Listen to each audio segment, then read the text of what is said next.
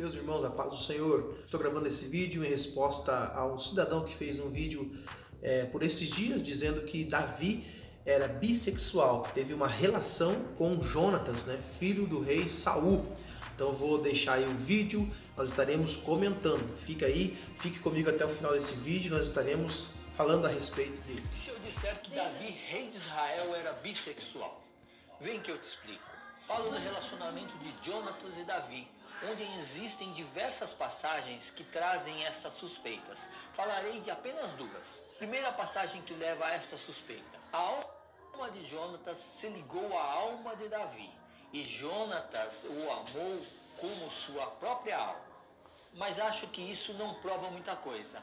Agora a passagem onde Davi lamenta a morte de Jonatas, esta é praticamente irrefutável. Por ti estou angustiado, meu irmão Jonatas.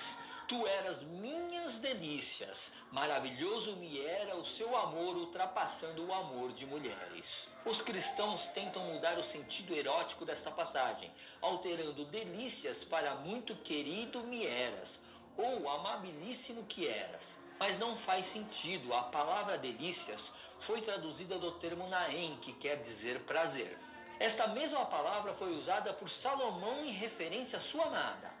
Quão formosa e quão aprazível és, ó amor em delícias.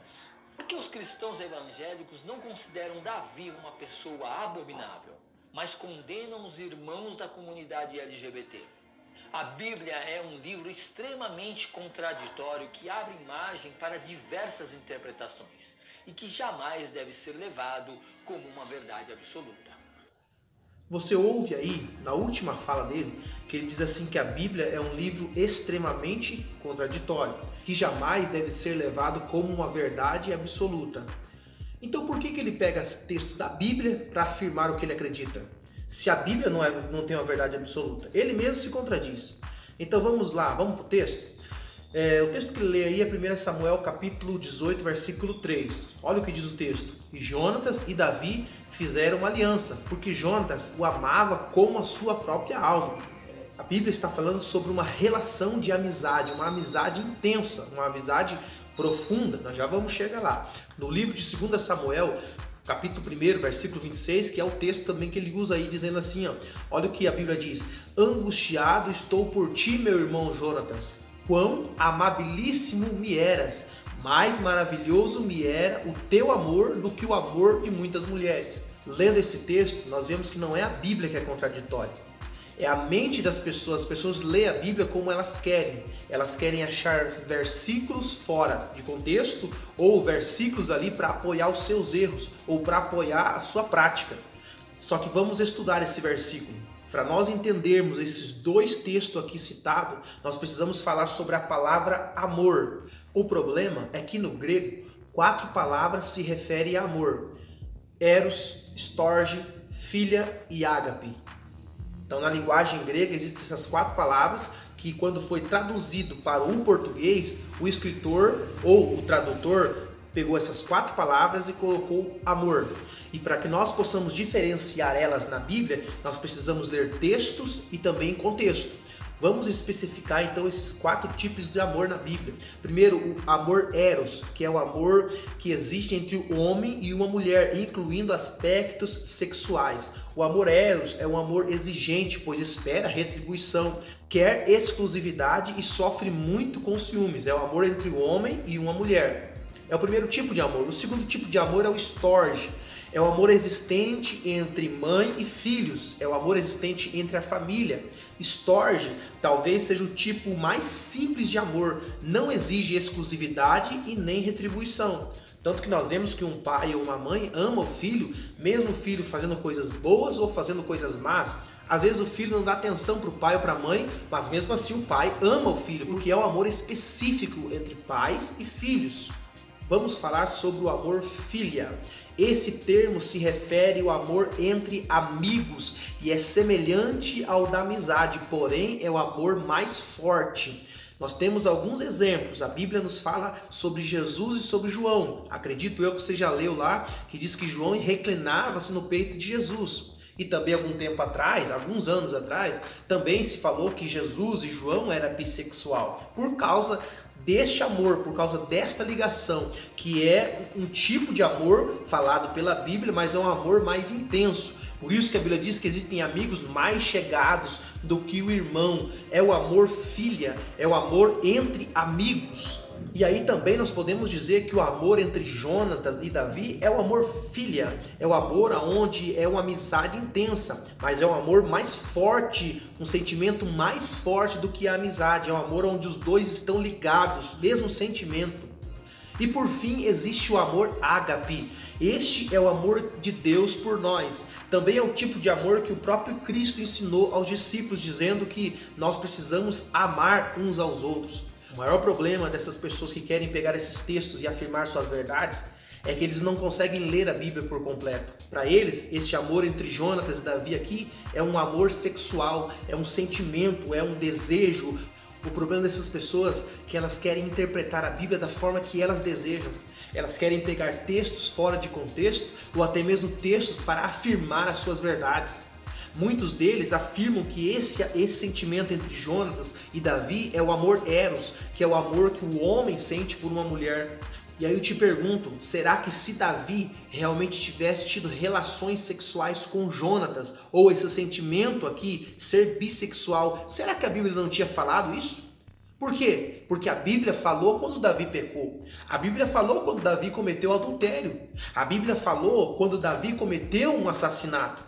Por que a Bíblia simplesmente ia esconder isso? Não, a Bíblia ela é completa por causa disso. Ela não só mostra as qualidades do homem, como também mostra os seus defeitos. E eu tenho convicção dizendo que se de fato Davi fosse bissexual, a Bíblia teria falado a respeito disso e não condenado como ela faz e condena a prática em si. Se nós lermos a Bíblia está recheada da palavra amor. Mas a Bíblia não se refere a amor como uma relação sexual simplesmente como essas pessoas vê. O amor para eles é relação sexual, você se sentir atraído por outra pessoa. E a Bíblia não está falando somente disso, não. Usam alguns outros textos para dizer que Davi beijou a Jonatas. E de fato isso está na Bíblia. Mas então quer dizer que Judas beijou Jesus? Judas era bissexual? Não, meu irmão. Nós precisamos entender a Bíblia, entender a cultura da época. A Bíblia vai falar sobre uma saudação antiga, onde os homens saudavam-se uns aos outros, porque era uma cultura da época. Por exemplo, a nossa cultura no Brasil é nós chegarmos e cumprimentarmos. Você estende a tua mão, a pessoa estende a mão, você cumprimenta. Na cultura do Oriente Médio era diferente. Eles se saudavam com um beijo no rosto. E aí nós vemos que a própria Bíblia fala sobre essa saudação. Quando a Bíblia fala em ósculo santo, você já leu sobre o ósculo santo? É interessante porque o ósculo santo consistia em dar um beijo na face de outra pessoa, era um sinal de fraternidade. Com os lábios cerrados, o beijo era descrito apenas como um toque sutil em alguma parte do rosto da pessoa. Ou seja, a pessoa cumprimentava o outro beijando na sua face. E a Bíblia está recheada de versículos, vou citar apenas alguns. Primeiro aos Tessalonicenses, capítulo 5, versículo 26. Olha o que Paulo diz: saudai a todos os irmãos com ósculos santos. Segundo aos Coríntios 13, 12. Saudai-vos uns aos outros com ósculo santo. Primeiro aos Coríntios 16, 20. Todos os irmãos vos saudam, saudai-vos uns aos outros com ósculo santo. Era o costume da época, o costume da religião, saudar um ao outro. Isso quer dizer que um homem, na sua cultura, beijava a face do outro, ele era bissexual. É claro que o nosso país, o Brasil, ele não tem essa cultura, como eu disse, a nossa saudação é elementar pegando na mão da pessoa.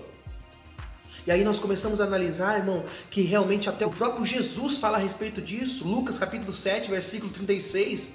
A Bíblia diz que rogou-lhe um dos fariseus que comessem com ele, e entrando na casa do fariseu, assentou-se à mesa. E vem uma mulher e começa a lavar os pés de Jesus, a chorar aos pés de Jesus e a enxugar com seus cabelos.